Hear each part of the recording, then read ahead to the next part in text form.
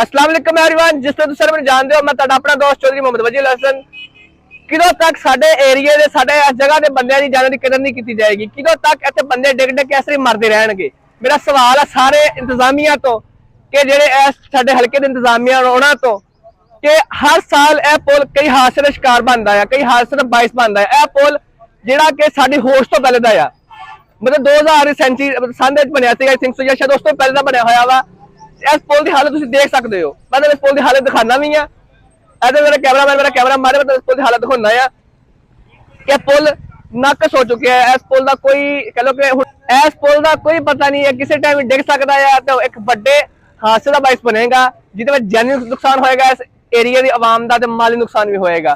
तो बाद में अफसोस करने का कोई फायदा नहीं। मेरी रिक्वेस्ट है, हत्ता कि साडा पिंड 405 और कोई ऐसे बंदे हैगे आ जेडे कि ए चाहन ते ओहदा दी इस टाइम बैठनी उठनी एमएलए नाल ते एमपी दे नाल है आ, वो चाहन ते ओ इस पुल बनवा सकदे आ, वो इस ते अमल दरामद करवा सकदे आ। लेकिन रिक्वेस्ट आना कि इस पुल दे उत्ते एक्शन लिया जाए।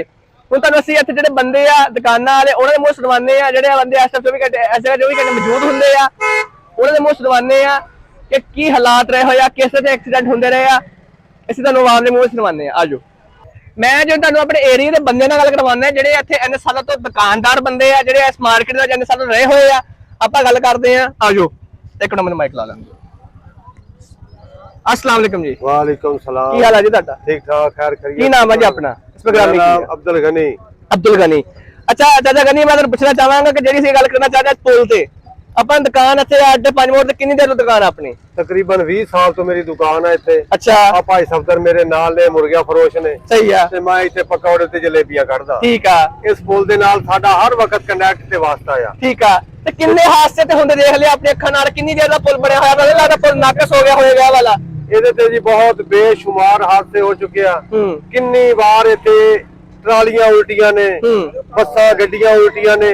ਠੀਕ ਆ। ਆ ਸਖੀ ਸਰਵਰ ਨੂੰ ਜਾਂਦਾ ਆ, ਐਸੀ ਟਾਈਮ ਉਲਟ ਗਿਆ। ਸਿਰਫ ਕੀ ਇਹ ਪੁਲ ਬਿਲਕੁਲ ਬਹੁਤ ਛੋਟਾ ਆ ਔਰ ਤੰਗ ਵਾ, ਤੇ ਨਾਕਸ ਹੋ ਗਿਆ। ਨਾਕਸ ਹੋ ਗਿਆ। ਇੱਥੋਂ ਜ਼ਿਮੀਂਦਾਰਾਂ ਵਿਚਾਰਿਆਂ ਨੇ ਗੰਨੇ ਦੀਆਂ ਟਰਾਲੀਆਂ ਕਿੰਨੀ ਵਾਰੀ ਉਲਟੀਆਂ ਨੇ, ਚੜਾਉਣ ਦੀ ਬਹੁਤ ਮੁਸ਼ਕਲਾਤ ਹੁੰਦੀ ਆ। ਜਦੋਂ ਇੱਥੋਂ ਟਰਾਲੀ ਟਰੈਕਟਰ ਵਗੈਰਾ ਲੰਘਦਾ, ਨਾਲ ਦੀ ਕਰਾਸ ਹੋਣੇ ਵਾਲਾ ਕਈ ਵਾਰੀ ਰਕਸ਼ੇ ਪੀਸੀਜ ਚੁੱਕੇ ਔਰ ਵਿੱਚ ਇਹਦੇ ਡਿੱਗ ਚੁੱਕੇ ਆ।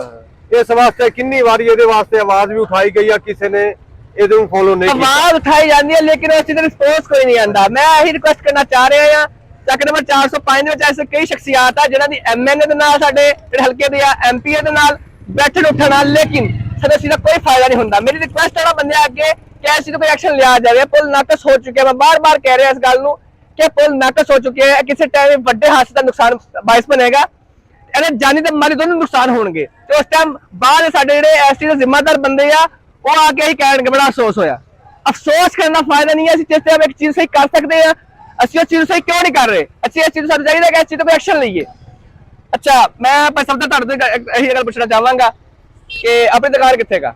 ਆਦ ਕਿੱਕਰ ਦੇ ਥੱਲੇ ਆ ਜੀ। ਕਿੱਕਰ ਥੱਲੇ ਸਾਹਮਣੇ ਹੋ ਗਈ ਪੁਲ ਦੇ ਸਾਹਮਣੇ। ਕਿੰਨੀ ਦੇਰ ਹੋ ਗਈ ਦੁਕਾਨ ਨੂੰ? ਮੈਨੂੰ ਹੋ ਗਿਆ 35 ਸਾਲ। 35 ਸਾਲ। ਅੱਛਾ, ਤੇ ਇੱਥੇ 35 ਸਾਲ ਦੇ ਵਿੱਚ ਕਿੰਨੇ ਹਾਦਸੇ ਹੁੰਦੇ ਦੇਖੇ ਆ?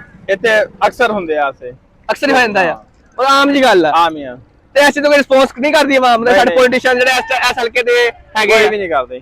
ਕਿਉਂ ਨਹੀਂ ਕਰਦੇ? ਕਿ ਸਾਡੀ ਜਾਨ ਦੀ ਕਦਰ ਨਹੀਂ ਆ? ਜਾਨ ਦੀ ਕਦਰ ਨਹੀਂ ਹੈ, ਕਹਿੰਦੇ ਮਰ ਜਾਣ ਖੱਪ ਜਾਣ। ਅਸੀਂ ਇਨਸਾਨ ਨਹੀਂ ਹੈ? ਨਾਲੇ ਦੱਬ ਦਿਓ। ਅਸੀਂ ਇਨਸਾਨ ਨਹੀਂ ਹੈ? ਨਹੀਂ ਨਹੀਂ, ਅਸੀਂ ਜਾਨਵਰ ਆ। ਜਾਨਵਰ। ਲਓ ਜੀ, ਇਹ ਆ ਸਾਡੇ ਪੈਗਾਮ, ਸਾਡੇ ਜਿਹੜੇ ਇਸ ਚੀਜ਼ ਨੂੰ ਮੈਨੇਜ ਕਰ ਰਹੇ ਆ, ਸਾਡੇ ਹਲਕੇ ਨੂੰ ਮੈਨੇਜ ਕਰ ਰਹੇ ਆ, ਜਗ੍ਹਾ ਨੂੰ ਮੈਨੇਜ ਕਰ ਰਹੇ ਆ, ਉਹਨਾਂ ਲਈ ਕਿ ਸਾਡੇ ਇਸ ਪੁਲ ਤੇ ਐਕਸ਼ਨ ਲਿਆ ਜਾਵੇ। ਕਾਈਂਡਲੀ ਇਹਨੂੰ ਬਣਾ ਦਿੱਤਾ ਜਾਵੇ ਤਾਂ ਕਿ ਇੱਥੇ ਕੋਈ ਵੱਡਾ ਹਾਦਸਾ ਨਾ ਹੋਵੇ। ਜਿਹੜਾ ਮੈਂ ਚੈਨਲ ਸਟਾਰਟ ਕੀਤਾ ਆ, ਮੇਰਾ ਚੈਨਲ ਸ਼ੁਰੂ ਕਰਨ ਦਾ ਮਕਸਦ ਸਿਰਫ ਇੱਕ ਸੀ ਕਿ ਮੈਂ ਆਪਣੇ ਏਰੀਆ ਸਪੋਰਟ ਕਰਾਂ। मेरा चैनल नाम दिल में वजी है, लेकिन मैं चाहता था अपनी रोजमर्रा जिंदगी दिखाऊंगा, लेकिन मैं रोजमर्रा जिंदगी नहीं दिखाई। मैं अपने अवाम ली, अपने लोगों की आवाज चुक रहा है। जज़ाकल्लाह, अल्लाह हाफिज, अल्लाह सब हामी नसर हो। देखो जी, हर